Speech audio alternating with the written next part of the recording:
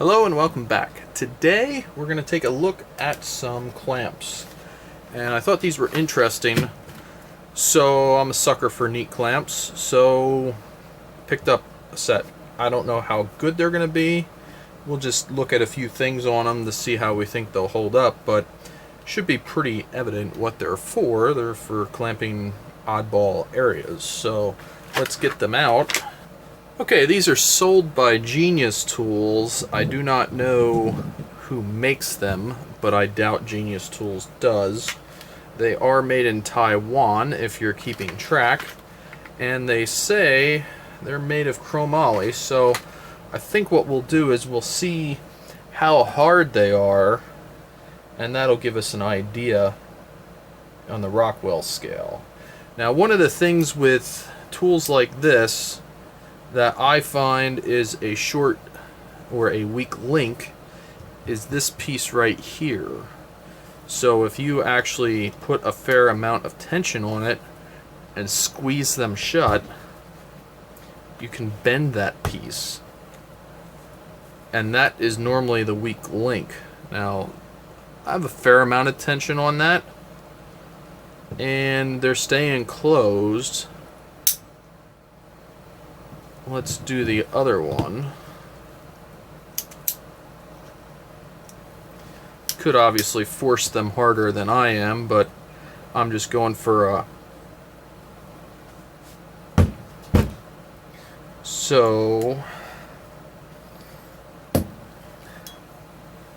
there we go. We have a pretty hard set on that, and you can see, if I could hold that straight with the camera, that's staying pretty straight. So that's a good sign. They don't go flying into a million pieces when you release them either. Now I am noticing that they are a little janky to set because you want to naturally press the release lever while you're squeezing. So that last little bit of the set is actually a little hard to get. You got to kind of purposely make sure you're not touching that.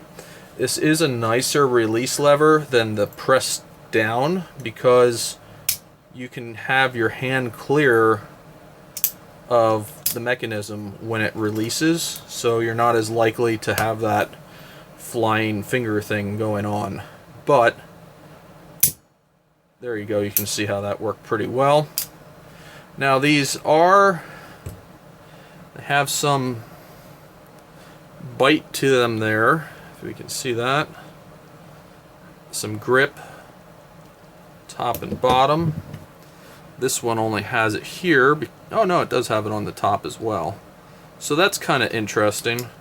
I like stuff like this because when you're in really oddball spots and you just need to get that thing clamped over something, or just a little flush clamp, you know, like this would be great if you're clamping two pieces of metal together and you don't want your pliers sticking up really high.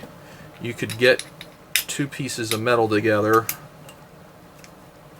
Let's just say this is two pieces of metal, and you could get them together like that, and now you'd have a nice smooth surface here that you don't have your pliers in the way. Now you can see as you start to clamp onto things, this is going to start to move this way down, and it looks like they accounted for that because that is radiused. Now this one will do the same thing as you go with thicker materials. But now this would be a handy one if, say, we're clamping angle to that and it's not very large angle, and we could clear the angle up inside of here and we could clamp both together and be able to do something with all of that. So overall, I think the design of these is pretty decent for the low market tools that they are. They aren't high dollar super tools or anything like that. They're just cheapy, hey, this is an unusual tool type thing. So on to how hard they are. Do that, we'll get out our Rockwell files. We'll start at the highest, the HRC 65, and I'm sure we'll scratch it with this. We definitely are scratching it. Go down to the 60. Still scratching.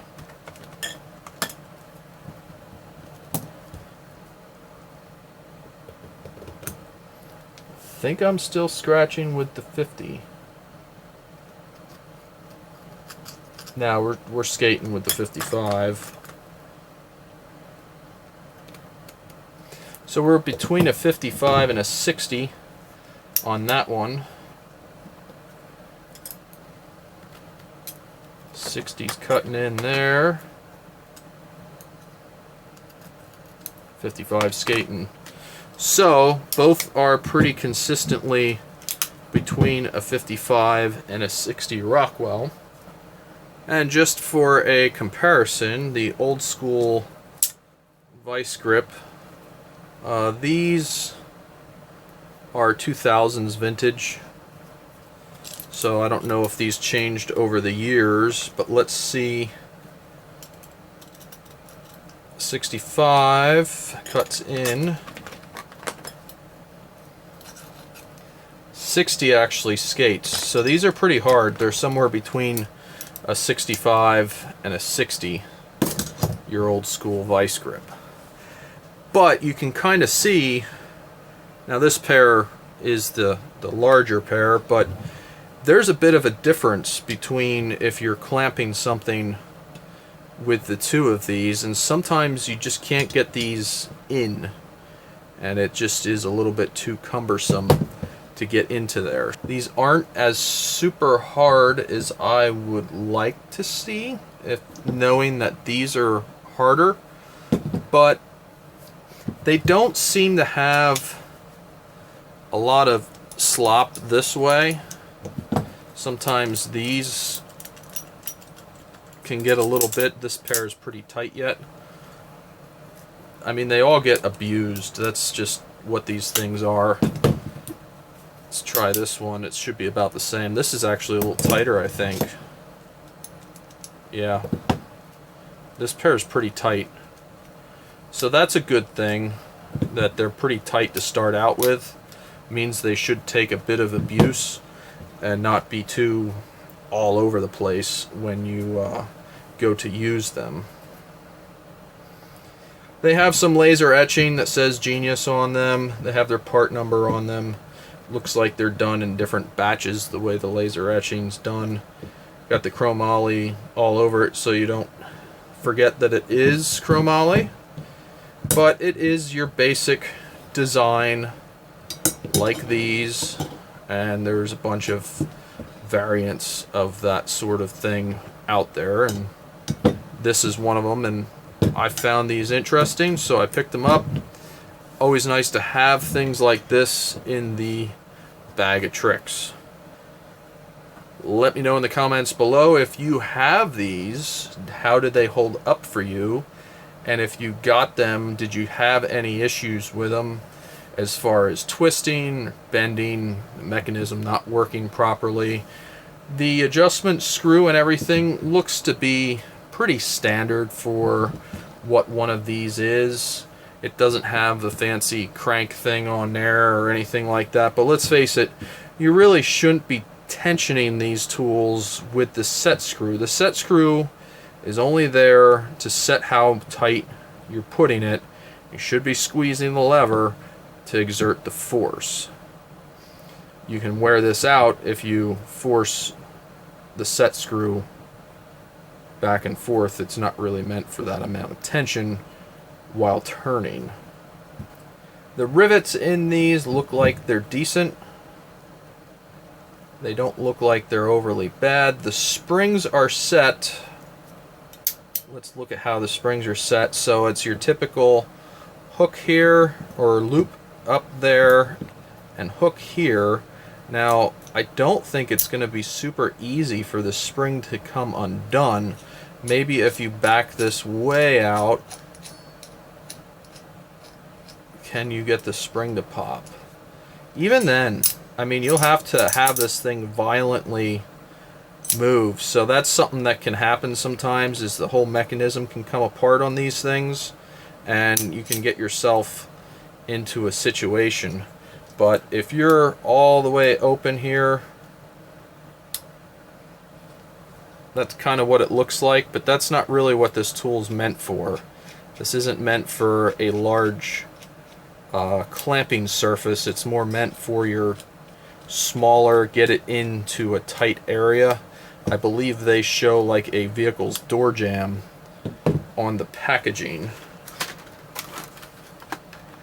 Yeah, there you go. They're kind of showing a door jamb there as an example of, you know, where you could put the thing and utilize it. Any sort of small seam welding or clamping or something like that.